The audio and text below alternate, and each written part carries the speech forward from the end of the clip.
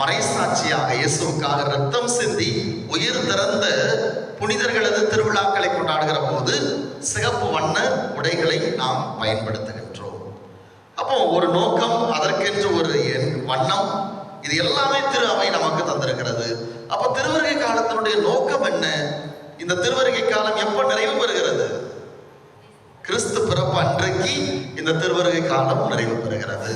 திருவருகை, திரு என்றால் கடவுள், வருகை, கடவுளின் வருகைக்கான ஒரு காலம். அப்போ இந்த காலத்தினுடைய நோக்கம் என்ன? இயேசுடைய வருகைக்காக நம்மை தயாரிப்பதற்கான காலம் தான் இந்த திருவருகை காலம். இயேசுடைய வருகை என்று சொல்லுகிற பொழுது 2 வருகைக்காக நம்மை நாம் தயாரிக்கின்றோம்.